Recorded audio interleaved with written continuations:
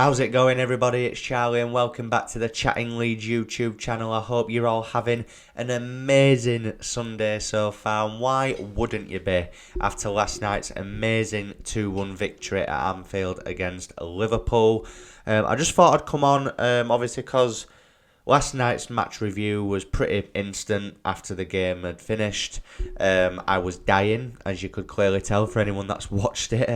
I had COVID basically a few days ago. I haven't tested since really to see if I'm negative, but yesterday I had a bit of a rough day. I was ecstatic, I was elated, I was utterly, unbelievably surprised and happy that Leeds United got that win. Of course I was. Didn't really come across on the upload last night because I was dying. So I thought I'd come on. Obviously, I've titled it The Final Say because it's just obviously basically an extended review of the game and just some other things obviously that I feel need to be maybe said about the situation now as well. So just before we get into it, of course, smash that like button. Please subscribe if you're new to the channel as well, and share all of your thoughts and opinions in the comments section down below. So then, 2-1 away at Anfield. Who would have guessed it? Not me, not any Leeds United fan. I tweeted out throughout the day yesterday just saying that I wanted it over with, that I wished it was the early kickoff so it could have just been over and done with quicker. I predicted 4-0 to Liverpool in my preview. A lot of that was down to obviously the last run of 8 games prior to last night. We'd not won a game in 8. Jesse Marsch was under a lot of criticism and a lot of scrutiny, and rightly so for a lot of it. Although I do feel a lot of the issues that are going on at Leeds United at the minute do lie with the board. But Marsch at the same time, and the players who are playing, of course, need to take a lot of the responsibility for what's been happening of late at Leeds United. And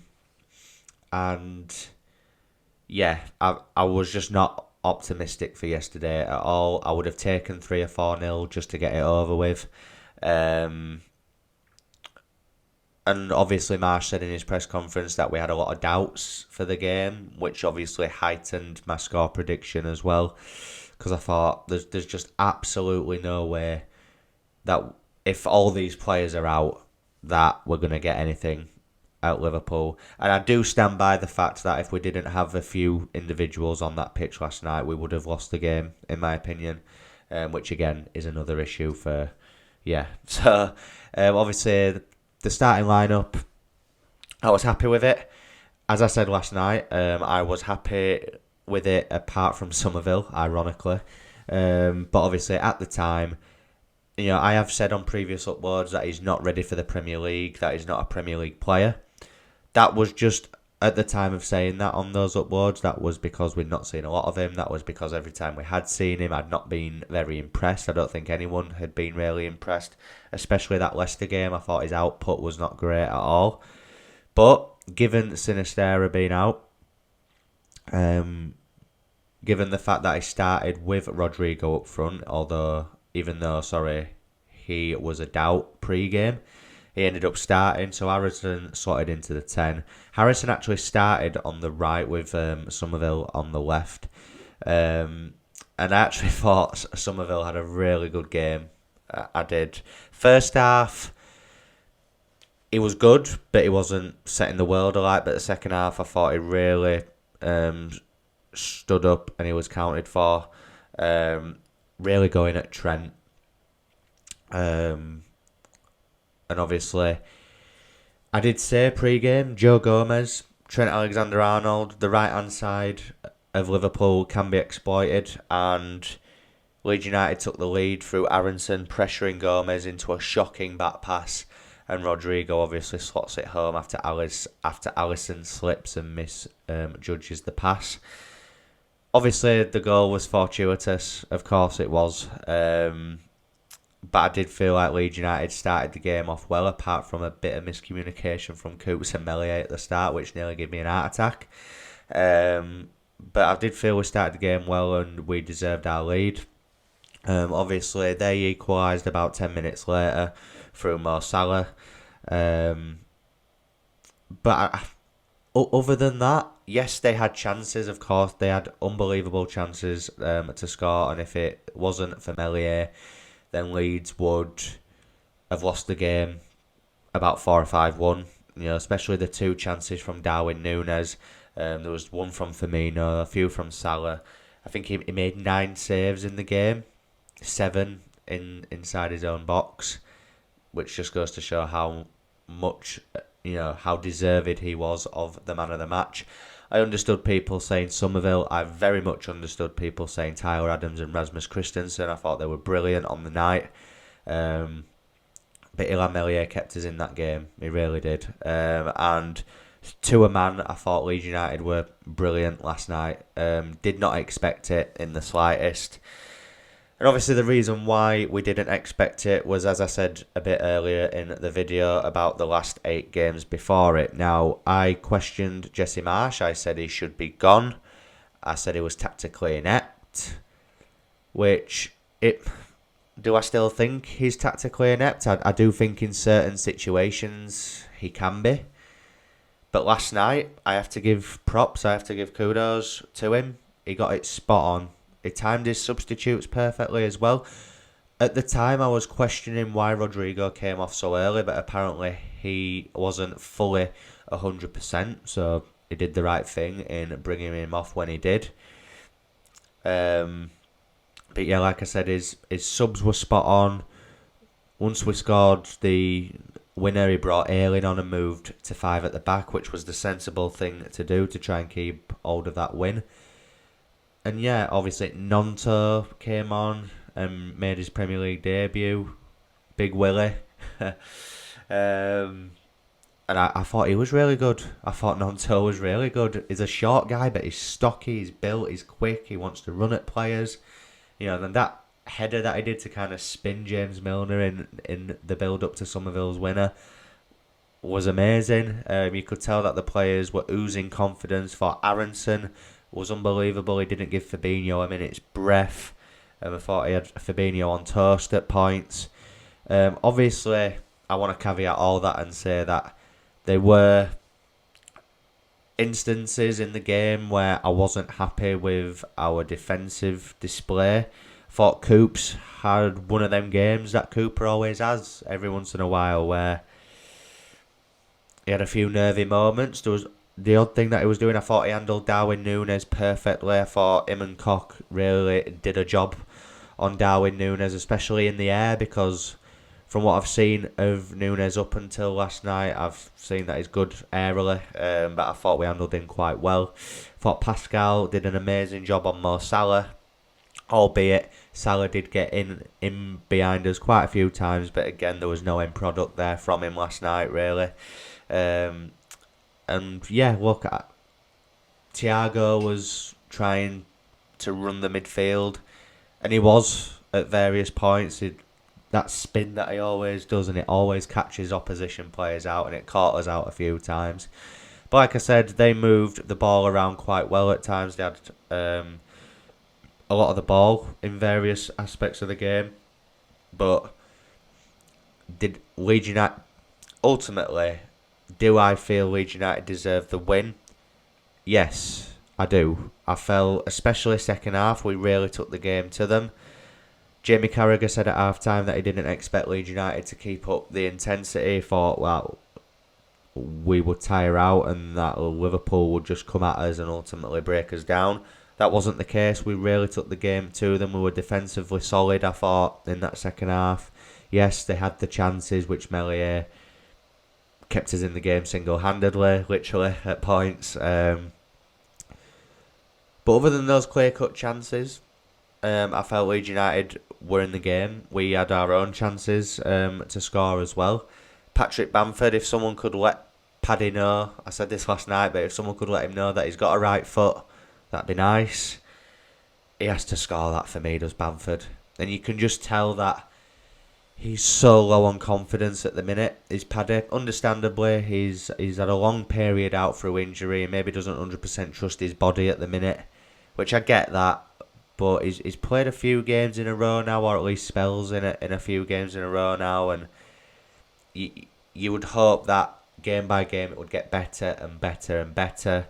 Doesn't seem like it is at the minute. That's probably 10 clear chances that he's missed in the Premier League this season. He's only started about 5 games. It's not good enough, really. And look, we can be happy about last night now because we ended up winning the game. But that chance that Bamford had was on the about 81st minute mark. And I remember thinking at the time, that's it now, that's our last chance. Because it was around a point in the game where it was just Liverpool that were having the chances and Leeds seemed to be holding on a little bit. Nothing too nervy, but then we had that chance and I thought, right, all he has to do is hit that first time on his right foot and it's a goal, or at least on target, and goes out for a corner. But yeah, he's a player that really needs to up his confidence levels. I thought Harrison was okay last night, wasn't terrible. I thought some of his set pieces weren't great, to be honest. A few corner kicks that just went over everybody in the box. But let's get on to the main man then, Crescencio Somerville, who's today is celebrating his 21st birthday. What an unbelievable birthday he is having. Like I said, I've questioned Somerville in previous uploads, saying that he's not a Premier League player, he isn't ready. I'll be honest, do I still think he is ready to be starting games week in, week out? No, I don't, if I'm being honest with you. And that's not negative, that's just real. I think a fully fit team, he doesn't start, in my opinion. But at the minute, to completely go full circle on that, 2 goals in 2 games. If Sin is available for Bournemouth, do you bring Sin in or do you stick with Somerville? Does he maybe start Somerville and drop Harrison for Cine? It's a good headache for Marsch to be having now. Nonto as well, he proved that he can play out wide last night. It's a very good headache for Jesse Marsch to be having. That brings us nicely on to my next topic that I just want to touch upon, and this is the whole Jesse Marsch situation. As I said earlier, I've questioned him. We've all questioned him. A lot of us have said that we would want him out. Some of us have said we wanted to give him more time. Of course, last night's result does give him more time. It's a tough one because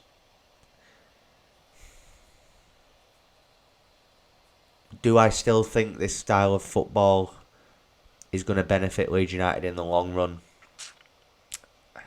I'm not sure. Before last night, it was definitely not. But what is frustrating is how can we... there's 3 performances this season that have been outstanding. Chelsea, the 3-0 win. Arsenal, unfortunate to not get anything, the 1-0 defeat. And then a 2-1 victory at Anfield last night. All those 3 teams are what you'd consider to be the top 6. But yet the teams like Leicester, who were bottom of the league when we played them, Fulham, Everton, Brentford. Now, I'm not saying we had to win all of those games, but at least pick up points. Which, yeah, we got a point against Everton, but we got hammered by Brentford. Got beat by Fulham, beat by Leicester. So as much as last night was brilliant, and I'm still on a high from it, I really am. I've been on Twitter all day, just and Instagram, and it is good. It's unbelievable. We're 15th in the league now, which is not where we want to be, but at least we're not in that bottom 3 now. Gives us something to work on and build on now. But it's very frustrating that we can't seem to do it against teams that set out in a low block or come to frustrate us at Ellen Road, or there doesn't seem to be a plan B for when they beat the press and they just flip it into the channels. Now, I've seen people say that our style of play suits playing the top 6 because they're not like that. They like to come at you, which, yeah, I can kind of get on board with that to a degree. But when we play these other teams, then there needs to be another plan. How do we go about beating like Bournemouth next week, as an example, or like Fulham last week? There should have been a different plan. Everton at home. Aston Villa at home. That's the only thing where I'm still questioning Jesse Marsch. Of course, he's bought himself a bit longer than maybe what he'd have got if we'd have lost. I do feel that if we'd have lost last night, he'd have been out 100%. But like I said, he has managed to keep hold of his job for a little while longer. I don't want to be negative about next week already before a ball's been kicked against Bournemouth. But that is a huge game in our season. We said it about Leicester, we said it about Fulham, but especially after this win last night, we have to follow this up. We have to follow this up with a win against Bournemouth. We just have to. It's as simple as that. Don't care what the performance is like, we just need 3 points. If we win next week, we could be 12th, 13th going into Tottenham. And the whole mood, the whole Jesse Marsch situation, I wouldn't say it goes away, but it's kind of put on the back burner for a little bit. Because then, even if we beat Bournemouth, but then even if we get beat by Spurs, we're still in a much better position than what we all thought we would be going into the World Cup. I think if we're in a decent position at the World Cup, I think Marsch will keep his job beyond the World Cup into the new year. If we get beat by Bournemouth, and if we get beat by Spurs,